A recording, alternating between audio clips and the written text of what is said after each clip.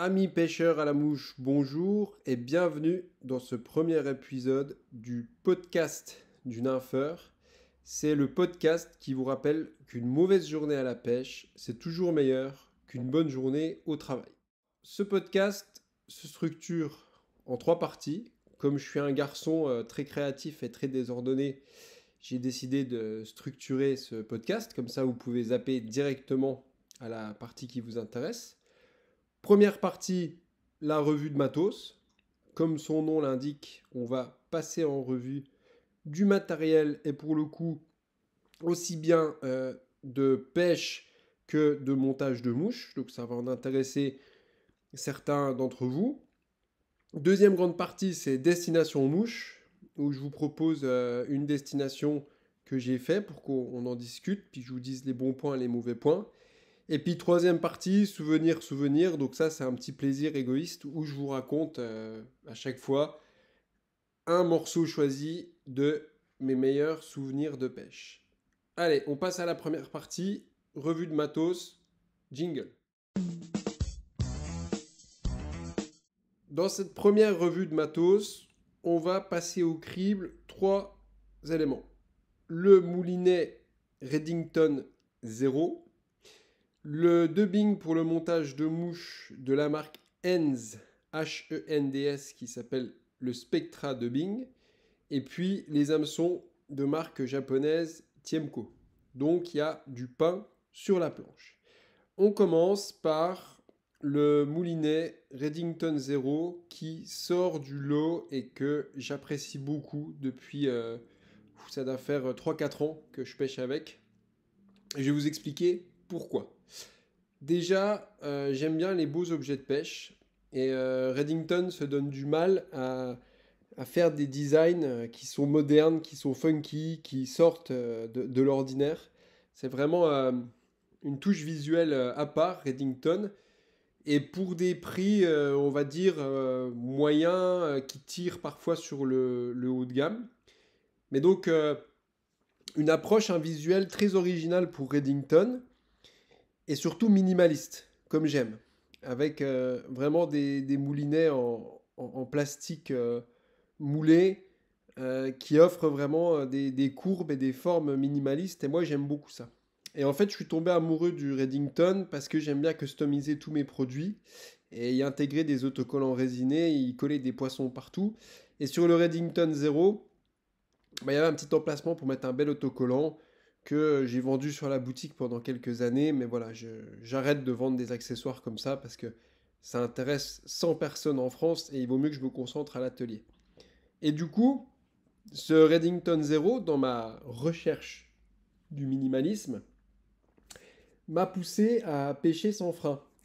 Donc au début, je suis allé pêcher avec le Redington Zero juste pour l'esthétique, pour avoir un beau moulinet. Et puis je me suis dit que en France, vu la taille moyenne des poissons qu'on pêche, on va pas se mentir, n'importe où que vous pêchiez, quand on fait une truite de 40 centimètres ou un nombre de 40 centimètres en France, on va déjà considérer que c'est un beau poisson. Au final, le frein, à quoi il sert?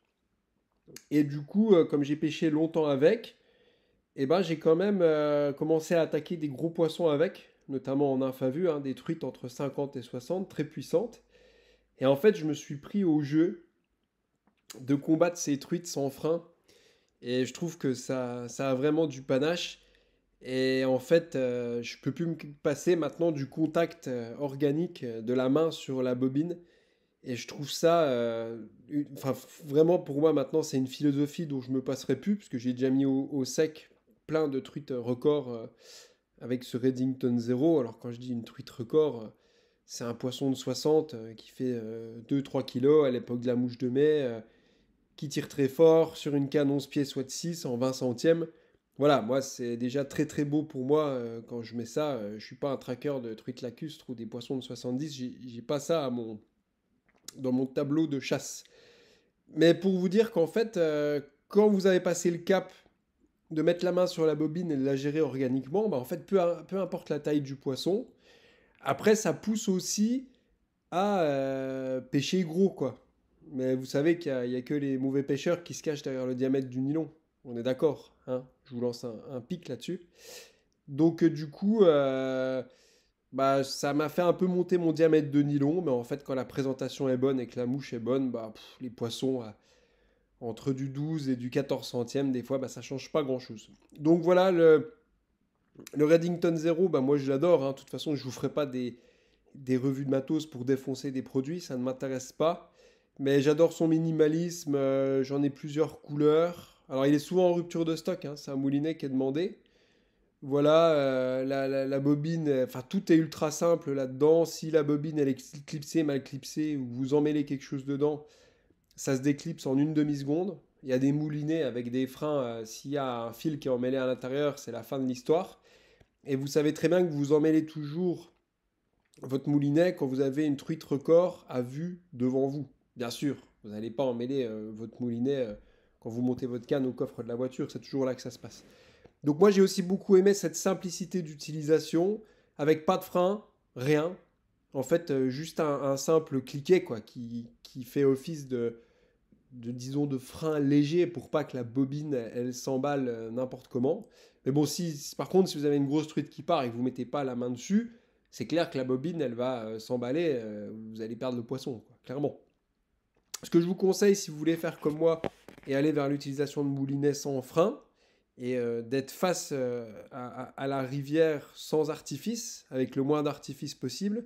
Parce que vous avez compris que le jeu malin de Nymph Evolution, c'est de se présenter à la rivière avec le minimum de matériel, mais le meilleur.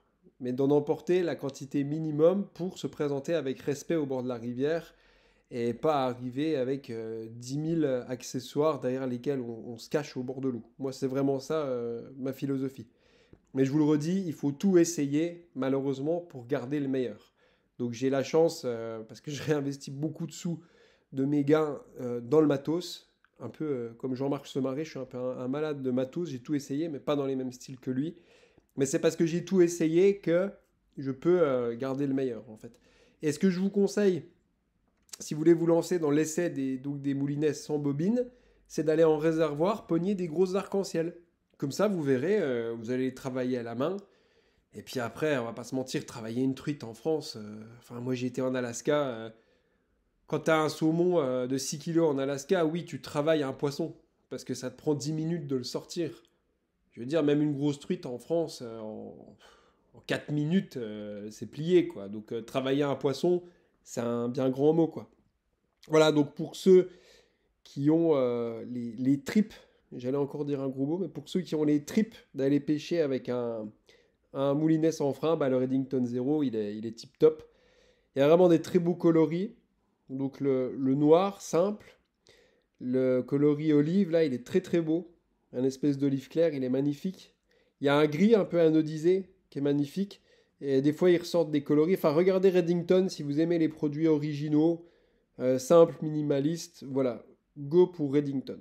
Donc ça, c'était l'élément 1 sur 3 de la revue de matos. On va passer maintenant à du matos de fly tying et un dubbing que j'utilise depuis maintenant 20 ans. Vous imaginez, j'ai commencé même plus de 20 ans. J'ai commencé le montage en 2002. Ça fait plus de 20 ans que j'utilise le Spectra dubbing de la marque Henz. Alors Henz, c'est une marque tchèque. Donc Hends. Et sous des airs très sobres, très tradis, bah méfiez-vous que Henz, c'est une excellente marque de pêche à la mouche. Un peu comme Anak, Knapek, il y a dans les pays de l'Est, tout ce qui est République tchèque, Pologne, Slovaquie, des gens excellents dans les produits pour monter des mouches. Voilà, je ne peux aussi que vous recommander les produits des frères Anak, qui sont des très très grands pêcheurs. Et moi, j'aime beaucoup acheter des produits à des mecs qui pêchent. Et Anak, on en reparlera, c'est une marque que je respecte beaucoup, que j'utilise pas forcément parce que ma gamme n'est pas fixée sur leurs hameçons, mais j'ai des grosses vues sur leurs hameçons. Voilà, très bonne marque aussi en parallèle tant qu'on parle des pays de l'Est.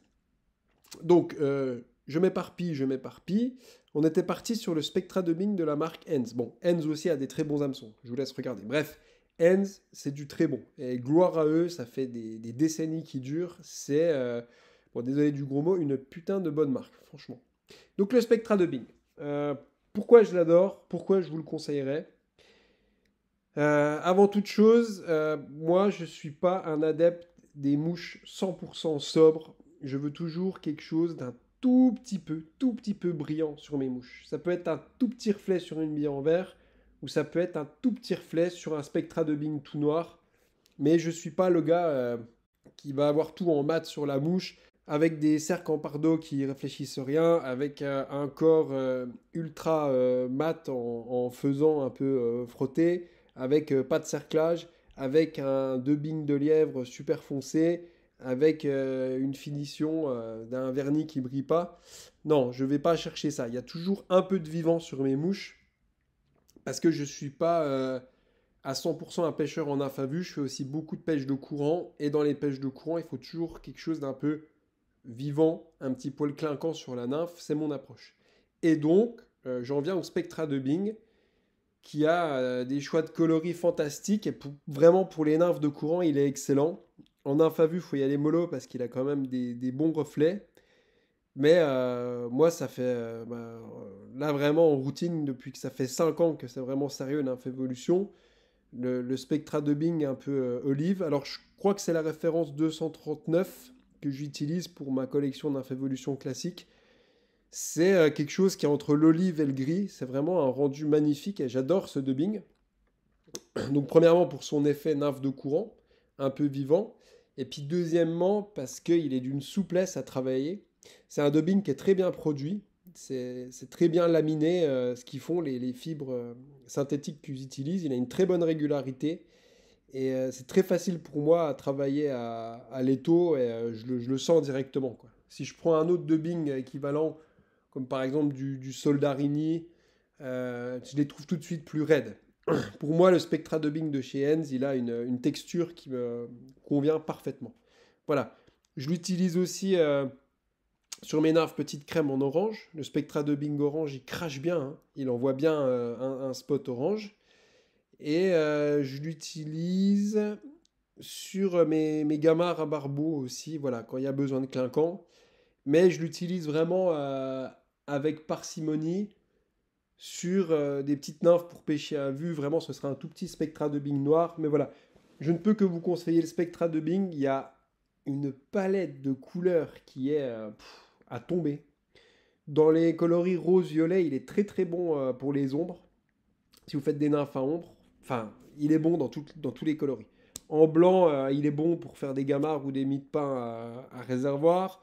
Bah, en noir, il est bon pour les nymphes discrètes. Ils ont au moins trois variations d'olive, donc tip top. Je m'en servais même pour faire le thorax de mes nymphes de mai il y a quelques années, mais j'ai arrêté parce que la pêche devient de plus en plus dure. Et le thorax en spectra de Bing, bon, ça marche toujours sur les truites faciles en nymphes de mai, mais c'est quand même un peu puissant. Voilà pour cet excellent Spectra dubbing que vous trouvez chez tous les fly shops français classiques, chez Caleri, chez SC Fly Shop, je pense. Voilà, vous tapez ça sur Google et puis essayez de faire marcher un petit français, de peut-être pas tout le temps commander en Pologne ou à droite à gauche, hein. Vous savez qu'il y en a qui sont très bons aussi dans les pays de l'Est dans la vente de matos. Voilà, à vous de choisir votre éthique d'achat. Donc troisième élément sur trois dans cette revue de matériel, les hameçons Tiemco. Alors, il y a pas moins de 3 jours, j'ai eu l'entretien avec Jean-Marc Somaré que je publie dans quelques semaines, Parole de moucheur numéro 3. Et je savais que Tiemco c'était le meilleur, mais là Jean-Marc il m'a vraiment cloué le bec parce que impressionnant. Il vous explique dans la vidéo en fait qu'ils ont aussi une trempe spécifique. Donc il m'a expliqué en fait que les hameçons sont pas refroidis dans de l'eau, mais dans de l'huile. Et c'est pour ça que je lui disais, ça se voit quand même sur les Tiemco, enfin quand un produit il est bon, tu le vois au visuel, que même sur les moyens de faire, ils ont l'air d'être plus costauds que les autres, quoi. Le coloris il est bon, les courbures sont bonnes. Donc voilà, tous les meilleurs nympheurs que je connais, Jacquemin, Jacques Rurig, Nolin, des Belges, des Espagnols, tout le monde ne jure que par Tiemco. Ils sont loin, loin, loin devant.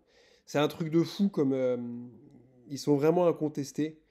C'est impressionnant. J'ai jamais vu un excellent nympheur qui disait que Tiemko n'était pas bon, c'est assez impressionnant. Là, il y a une unanimité sur le fait que les hameçons Tiemko sont excellents. Bon, ça se ressent sur le prix, je vous cache pas.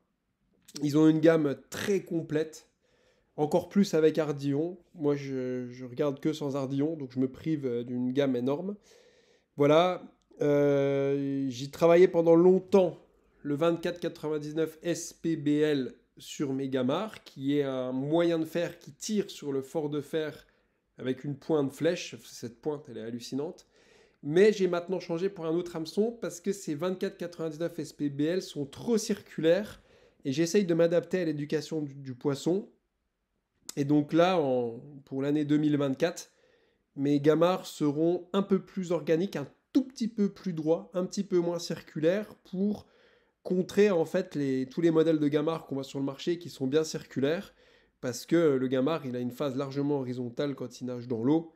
Alors je ne vais pas le monter sur un hameçon droit, mais donc je suis passé sur du Tiemco 226BL qui est un moyen de fer qui a une bonne trempe et qui peut quand même sortir des beaux poissons avec une belle courbe organique. Donc c'est bon, hein, il a déjà pêché.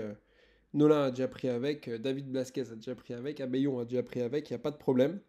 Donc maintenant mes gamards sont sur le 226 BL. Et puis en Tiemco, maintenant j'utilise que ça. J'ai plus de 24,99 SPBL. Et j'entends souvent parler du 100 BL. Alors ouais, ce qui est intéressant, ce que vous verrez aussi dans la vidéo avec Somaré, c'est que par exemple, Somaré adore le 100 BL et Jacquemin déteste le 100 BL. Donc vous voyez, il faut deux grands champions, enfin deux grands nympheurs. Il y en a un qui déteste l'hameçon 100 BL, il y en a un qui l'adore. Tiemco 100 BL, un hameçon droit de haute qualité. Donc c'est aussi en fonction des envies des gens. Vous voyez, c'est intéressant. C'est deux excellents pêcheurs, mais les modèles d'hameçon, bah, ils ont leurs préférences. Voilà. Donc je peux que vous encourager à acheter du Tiemco, ils sont loin devant. Si vous avez de quoi investir dans le montage de vos mouches, je sais que ça coûte un petit billet Tiemco, mais franchement vous ne serez pas déçus. Et puis moi je peux vous dire, j'en tripote à peu près 10 000 par an, la régularité elle est affolante. C'est affolant. Je devrais garder cette année les rebuts que j'ai eus, je ne sais même pas si c'est du 1 pour 10 000. Donc voilà, enfin de toute façon tout ce que je vous passerai dans la revue de matos c'est pour faire des éloges. Donc Tiemco, vous pouvez y aller haut la main. Pour cette première destination mouche, on va parler d'un pays qui est sous-coté pour la pêche à la mouche, mais qui est quand même en demi-teinte selon mon analyse. On va parler bien sûr du Monténégro, un des plus beaux États d'Europe, coincé entre l'Albanie et la Bosnie, si je dis pas de bêtises.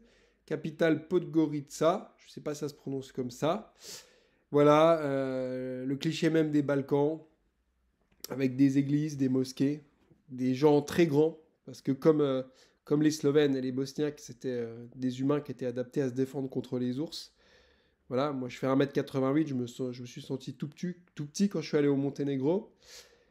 Le Monténégro, pour la pêche à la mouche, il est très connu à cause de la rivière Tara et son canyon. Donc le canyon de la rivière Tara est le deuxième canyon le plus profond au monde derrière le Grand Canyon.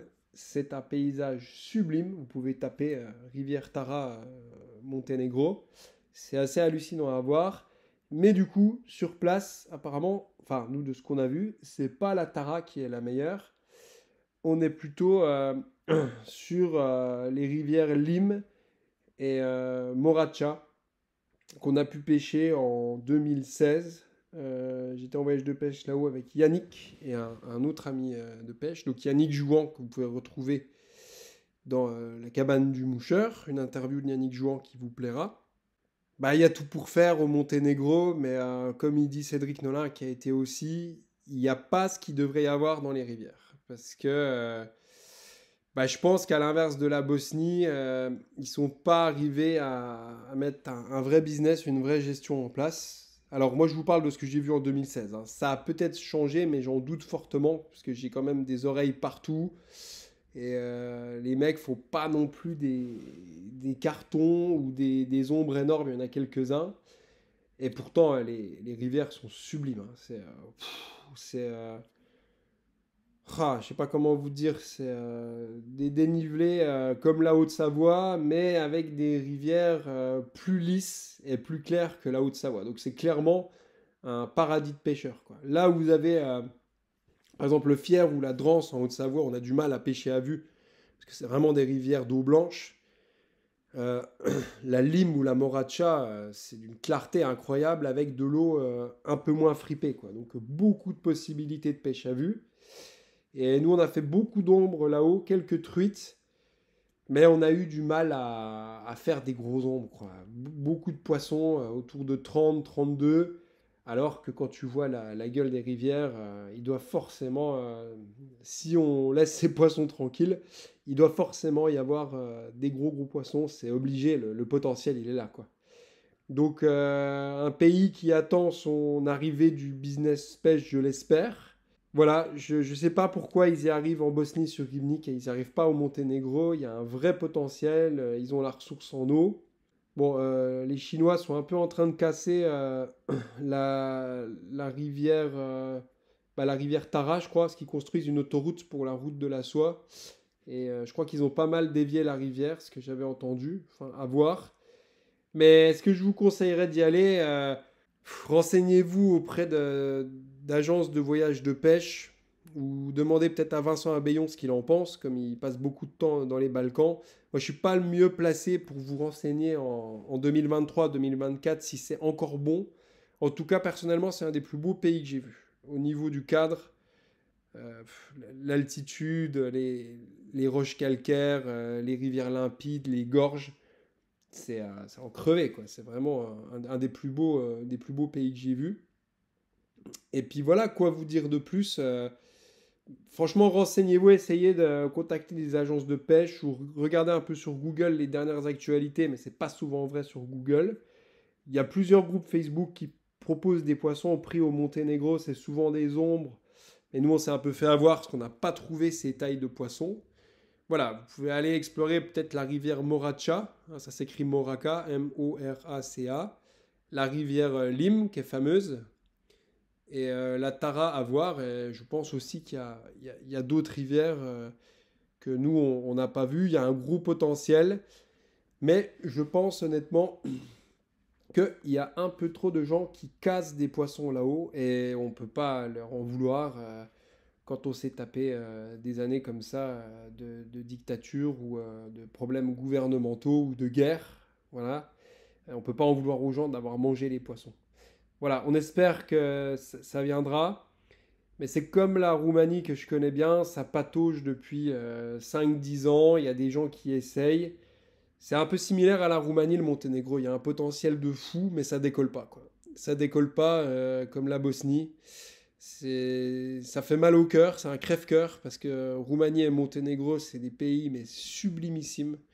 Les Carpates roumaines sont sublimes. Il y a vraiment de l'eau, du territoire. Mais je pense que c'est comme en Roumanie, il y a encore trop de prélèvements de poissons. Et les tours opérateurs qui s'y risquent, apparemment, n'arrivent pas à stabiliser des prestations de qualité. Voilà, n'hésitez pas à me le dire si je me trompe. Mais en attendant, si un jour vous avez un bon plan au Monténégro, allez-y. Comme dans tous les pays des Balkans, les gens sont adorables, ils sont super accueillants. La bouffe, elle est simple et bonne. Vous connaissez les fameux un peu barbecue balkanique, les cevapcici, tout ça. Donc un régal, un beau dépaysement avec un mélange de cultures. Voilà, je vous conseille fortement le Monténégro, de la belle pêche à vue, de la pêche en sèche, de la pêche au fil, il y a tout pour faire. Des courants, des lises, des insectes. Voilà, j'ai pas les dernières news, moi ça fait 6-7 ans que j'y suis allé, on a passé un bon voyage, mais quand même, il n'y avait pas ce qu'il devait y avoir dans la rivière. Voilà pour ce Destination Mouche de ce numéro. Souvenir, souvenir. Alors, dans chaque épisode de ce podcast, je vais vous piocher un souvenir dans ma petite tête de linotte qui s'est trimballée autour du monde à la recherche sans fin des salmonidés incroyables.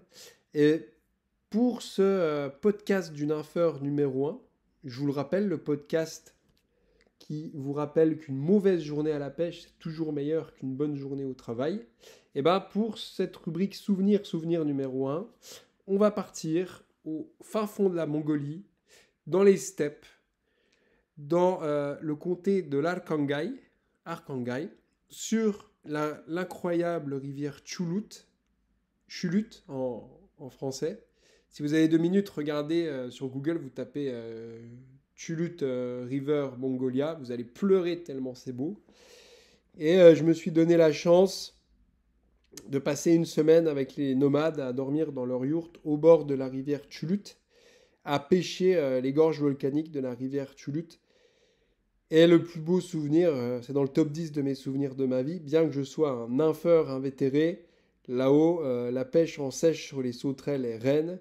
Et je me souviens tellement, vous vous placez au mois de juin 2003, il est 15 heures, il y a un cagnard d'enfer, il fait 31 degrés dans la steppe, et vous descendez dans la gorge, vous perdez 6-7 degrés, vous avez la fraîcheur des cailloux volcaniques et les vipères qui passent sur les cailloux encore chauds, et vous voyez des énormes sauterelles qui tombent à l'eau, avec des ronds presque aussi gros qu'une voiture, j'ai envie de dire, d'énormes truites lénoques qui gobent les sauterelles. Et là, vous pouvez clairement les pêcher, comme Jean-Marc Saumarez l'a dit, dans la plus belle des pêches, en sèche à vue.